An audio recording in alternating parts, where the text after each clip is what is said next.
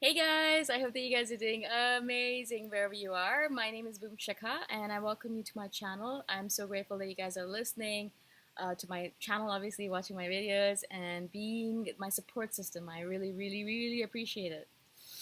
In this video, I want to speak to you guys about how, as always, we have so many contradictions within ourselves as an INFJ.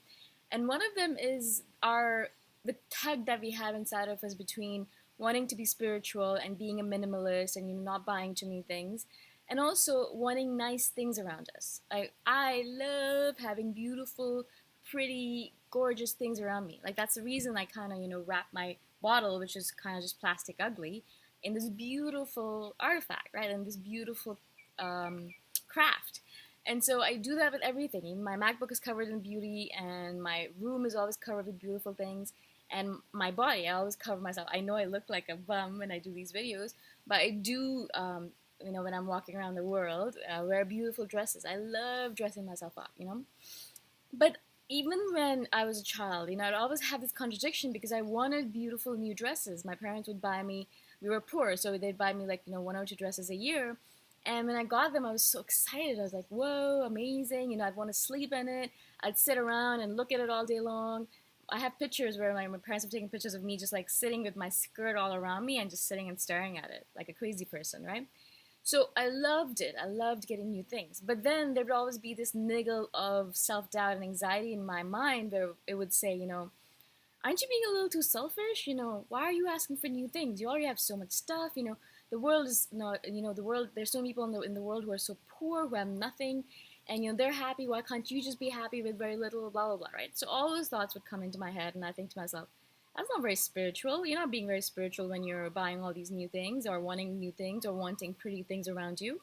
You're not being very spiritual, nor are you being minimalist. You're not, you have way too much stuff. Even though considering or comparing myself to everyone else in my life, I have very few things. I can pack all my stuff up in one suitcase and take it with me anywhere I go, right?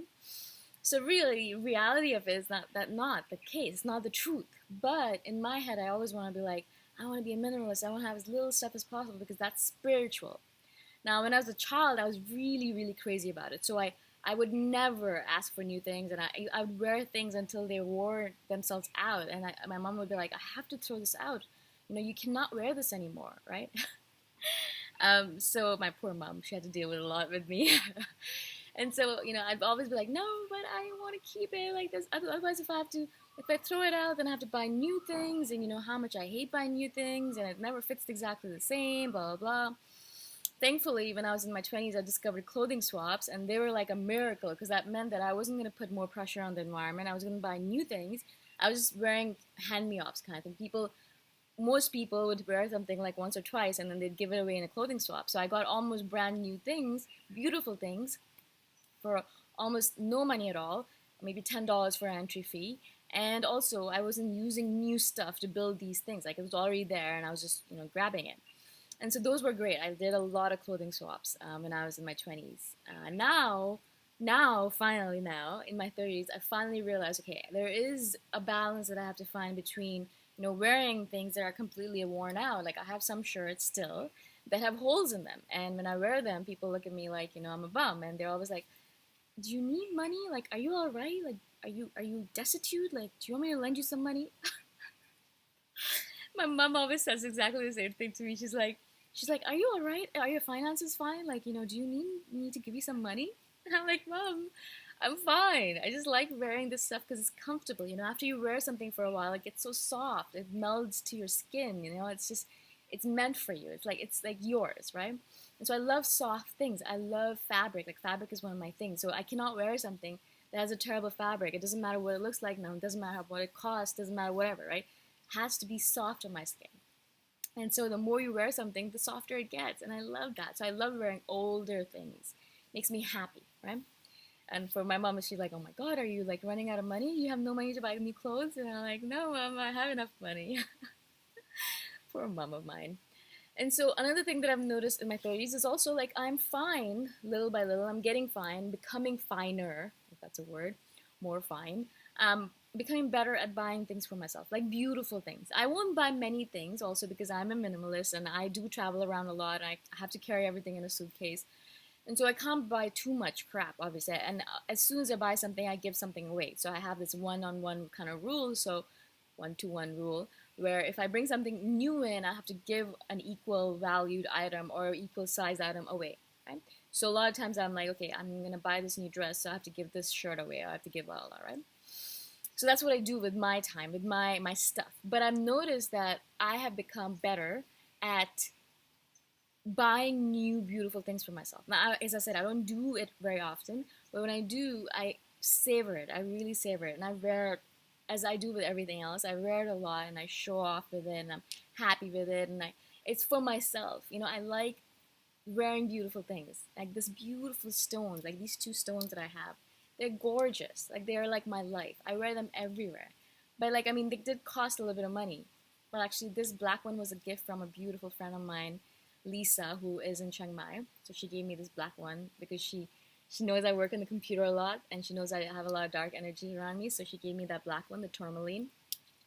But the turquoise I bought from Kerala, India, and it's gorgeous, right? So beautiful.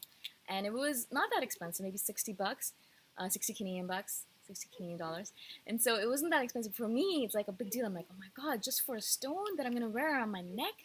Thankfully, I did buy it because it's one of my precious items. I go everywhere with her. I never take her off, right? She is my shield, right? So, I mean, I do love beautiful things. We love luxury around us. I mean, look at this beautiful hall that I get to sit in and do this video. I'm so lucky. I'm so lucky that I live and work here, right? But we always feel guilty about it. I mean, I've learned not to feel guilty about it now. Like, finally, after 35 years, or 34 years, almost 35 in August, yeah? I finally feel like, okay, cool, okay, I can do this. I can buy things for myself without feeling like an absolutely horrible person, right? And I know how much stuff I have. I don't have that much. I know that I have a one-to-one rule, so I feel less guilty.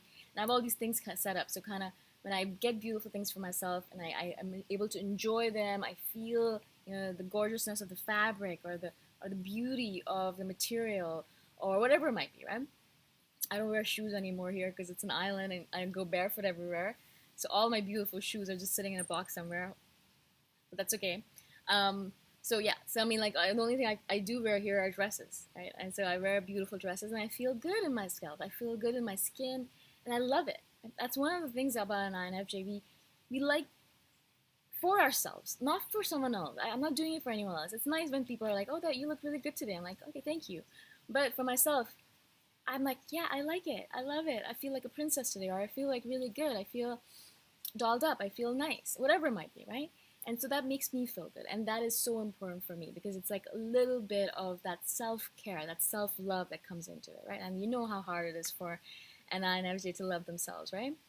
And so that's how we bring that's how we should bring luxurious items into our life. We don't always do that. And I know I sometimes have a hard time asking for things, right? Like, you know, I could live in a really beautiful apartment, like a little bit more expensive, but I'm like, well, that's $200 more. You know, should I really spend that money? You know, I could spend it on something else, or I could save it. But there's always this thing in my head where I'm like, well, I could save that money instead of spending it on my. But like, if I did that and I stayed in a beautiful apartment, even if it was an extra cost, I'd feel good about being surrounded by beautiful things, by being surrounded by luxury, and that in itself isn't that worth it? I mean, isn't that worth it? I think it should be, right? But for sometimes in our heads it's not because we feel so guilty about it. They're like, well, why should I? I'm spiritual. I'm supposed to be, you know, I'm supposed to be an old soul. I'm not supposed to care about material things. I mean, come on, right? It doesn't mean anything. You know, spiritual people can still care about material things. It doesn't mean that, you know, we go and conquer the world and kill all the snakes for shoes or, you know, kill all the alligators for bags or things like that. I mean, obviously not. And I do a lot of environmentally friendly things. Like, I mean, a lot. So, like, I have barely very much a footprint, right? So that's fine.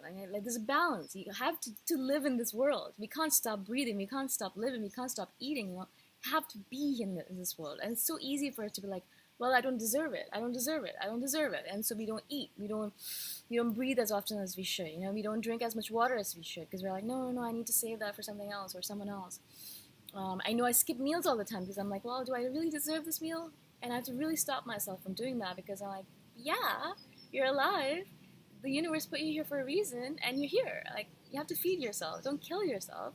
Don't get sick over it, because I do. I do that to myself often. I hate myself for it because I'm like, that's so stupid. You know, it's not like I don't have food. I have food. It's just I feel like, oh, do I really deserve it? It's such a stupid question to ask. Because yes, you do deserve it. You're here. The same thing with stuff. Like, why not? Why not indulge yourself once in a while? I mean, this stone, just as an example, I bought it in January of 2017. Yeah.